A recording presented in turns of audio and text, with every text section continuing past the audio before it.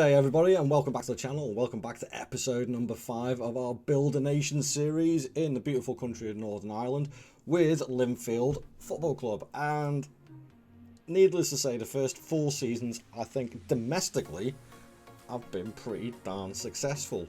Even European wise, things are building and are getting to where we want them to be. So this is the 5th season now, so I start expecting us to build ahead of steam.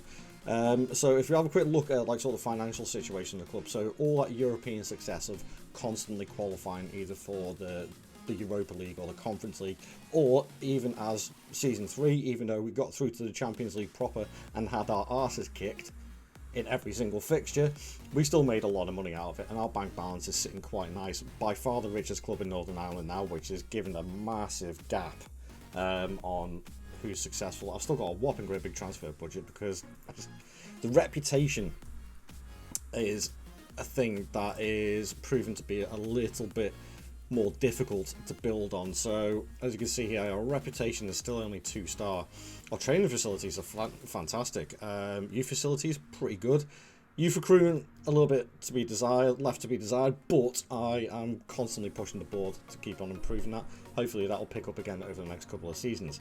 But yeah, the reputation is definitely harming what sort of caliber of players that I need to bring in for that extra European success. But that being said, I still have done a few transfers here and there, and I did actually make a little bit of money. Now, our young Scottish striker didn't want to sign a contract extension after he was coming into his final year, so I decided to cash in on him.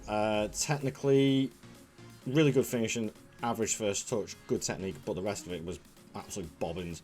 He really is just a poacher striker, but he had a good run with us. 18 goals, 28 in total in his first season, which isn't too bad. So I sold him for 475k because you can't get big transfer fees for your players whilst you're in Northern Ireland, so I tried to get the most out of it, and I believe it doesn't say like sort of add-ons, but I think I got like a 20% add-on to it or something like that.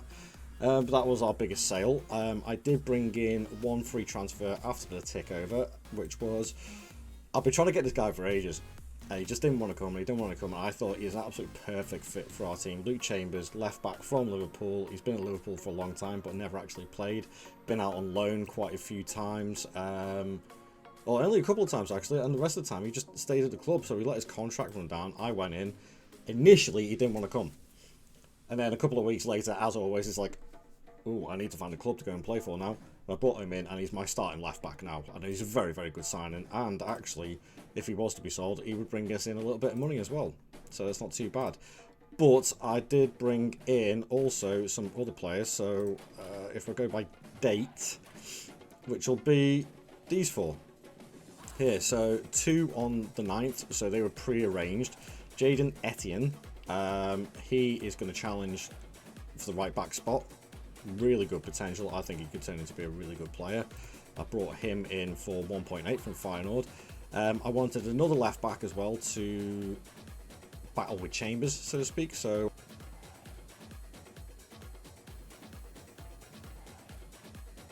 is our Algerian left back. I had to, even though he was there, for some reason I couldn't read it.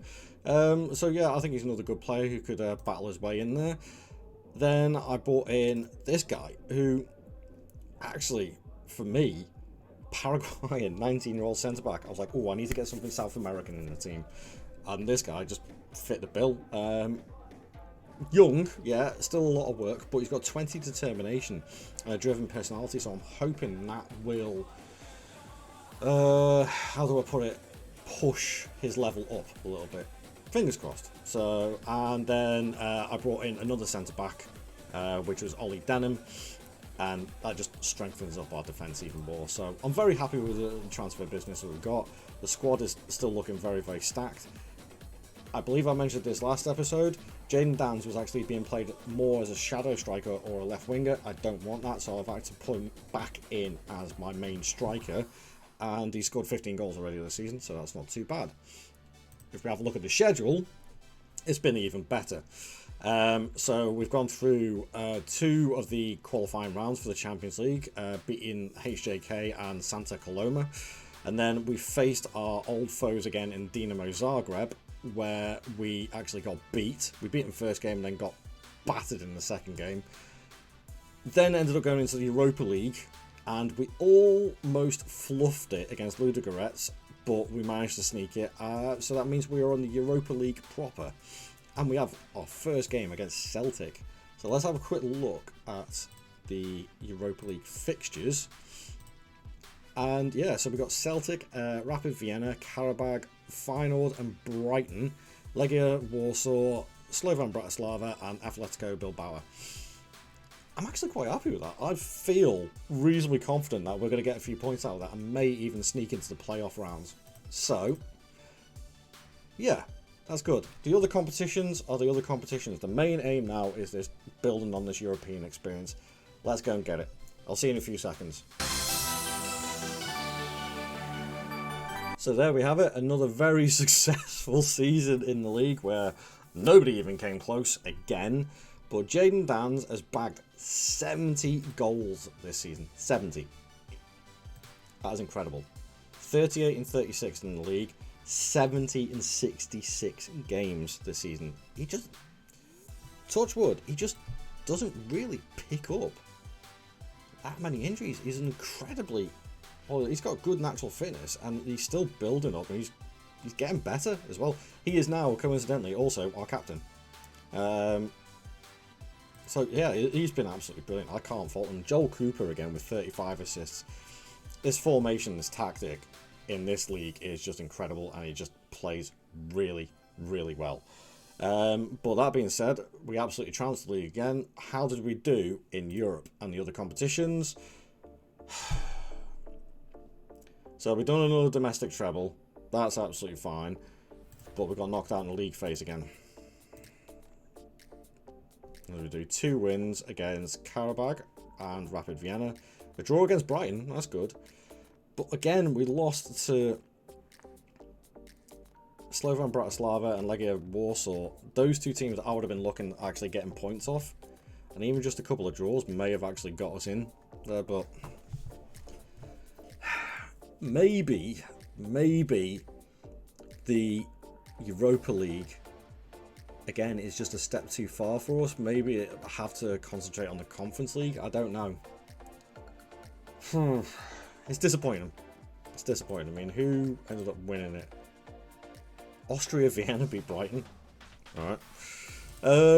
Squad-wise, okay, so yeah, squad's looking a little bit small, but that's because I've already moved some players into the reserves who are leaving on free transfers, etc. But goals-wise, absolutely smashed them in. Bilbao, Luis Bilbao has been an absolutely phenomenal signing for us. He has been fantastic and has been even better this season. Can't fault him. Kavanagh been really good with 29 and 12. Joel Cooper, 19 goals and 35 assists. Amari Miller with 14 and 4. I mean, I'm very, very happy with these signs. Even the likes of Etienne, who I brought in as the new right back, 15 assists. Josh Nichols with 14 assists. That's not bad at all. I'm very, very happy with that. Just need to keep on building now and getting those players and trying to sign players on longer term contracts as well, which I'm hoping to be able to do. But that is that for this episode. If you did enjoy this episode, please do leave a like on the video and subscribe to the channel. There is more episodes of Build a Nation coming. We are far from finished yet. We are still a good way away from getting that European trophy to finish the season off. So join me in the next episode to see what happens. Thank you very much for watching, and I'll see you later. Ta-ra.